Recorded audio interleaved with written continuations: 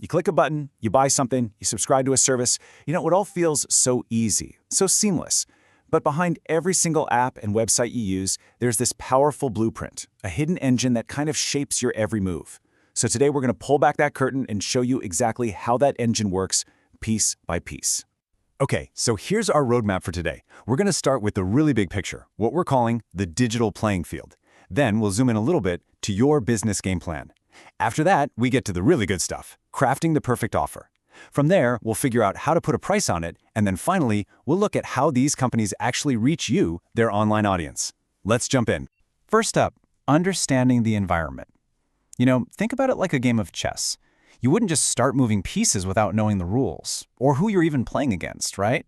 Well, it is the exact same logic for any digital business out there. You have to know the board. So, what is this digital marketing environment? Well, the source material gives us a pretty solid definition. It's basically the sum of all the factors, both inside and outside a company, that affect how it operates online. This is the bedrock. Everything else a company does is built right on top of this. And we can really split this environment into two key parts. On one hand, you have the internal environment. These are the things a company can control.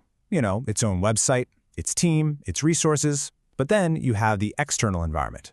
These are the forces a company can't control, like what its competitors are doing or new tech trends. And really, the entire game of business strategy happens right there, at that intersection, managing what you can control to navigate what you can't. And that external environment? Whoa, it is huge. We're talking about massive forces that every single online business has to reckon with. Things like game-changing tech like AI, economic shifts that affect how much money is in your wallet, cultural trends that literally start on TikTok overnight, and even big data privacy laws that change how your information gets used. Okay, so a company understands the world it's playing in. Now what? How do they actually drop their game plan? Well, that brings us right into Section 2, building the core strategy. And this isn't just guesswork. It's a really deliberate 6-step process. First, businesses figure out where they stand. They gather info, they analyze their strengths, weaknesses, opportunities, and threats. You've probably heard of a SWOT analysis. Then, they build a plan.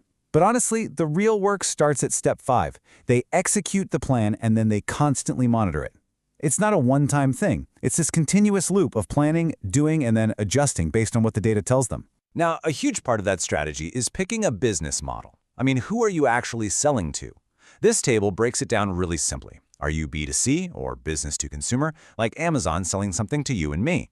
Or are you B2B, business to business, like Salesforce selling software to other companies? Or maybe you're C2C, consumer to consumer, where a platform like eBay just connects people who want to sell to each other. This one choice defines pretty much everything that follows. So now we get to the heart of it all, the product itself. The strategy is in place, but what is the company actually offering to the world? In the digital world, a product can be almost anything that's sold or delivered online. We're talking about software, ebooks, that Netflix subscription you have, even an online course. A lot of the time, it's something you can't even physically hold, but it provides real tangible value. So what separates a good digital product from a truly great one? Well, the source material gives us this awesome 7-point checklist, the 7 C's. And the first one is that it has to be contextual. It has to be relevant and solve a real problem for you, right in your specific situation. Number 2, it has to be consistent. You know that seamless feeling when you move from your phone to your laptop and an app just works the same? That's not an accident. That consistency is what builds trust. Next up, it's got to be concise. Let's be honest, nobody reads online anymore. We scan. So the message, the value, it has to be crystal clear and super fast. Otherwise, it just won't have any impact. This one is huge. Its performance must be calculable. The beauty of digital is that you can track everything. If you can't measure how well your product is doing with data, like clicks and conversions, then you have no way to improve it. And everything just has to feel coherent. The design, the words, the way it works, it should all flow together like a well-oiled machine. The user should never, ever feel lost or confused. And yeah, believe it or not, it helps to be cool. In today's super crowded digital world, great design and an engaging feel aren't just a nice to have, they're how you get noticed in the first place. And finally, we've saved the most important C for last. It absolutely must be customer focused.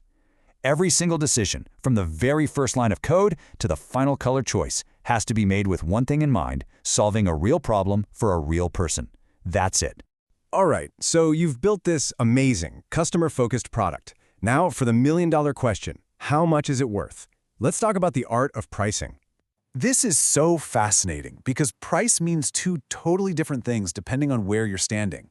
For the seller, price is about revenue, it's about profit, it's a weapon against competitors. But for you, the buyer, it's about value. It's what you have to give up, and it's also a signal of quality. The perfect price? It's where those two different perspectives find a happy middle ground. And companies have a whole playbook of strategies to find that sweet spot. I guarantee you've seen all of these. There's skimming, like when a new iPhone launches at a super high price. There's penetration, like a cheap trial offer for a new streaming service to get you hooked.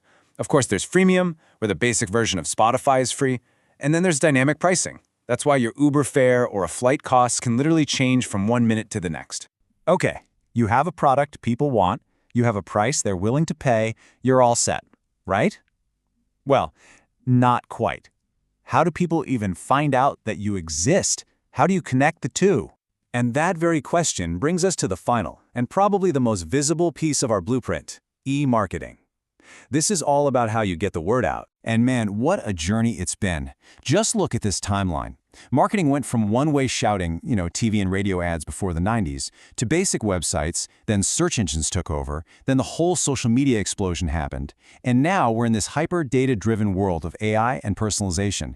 It's gone from a company shouting at everyone to having what feels like a one-on-one conversation with you. And this is the modern toolkit. We're talking about SEO, which is search engine optimization.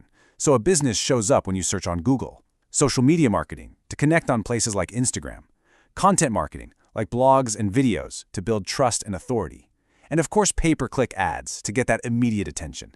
Every business uses its own unique mix of these to find its perfect audience. So there you have it. That's the 5-part blueprint for pretty much any digital business.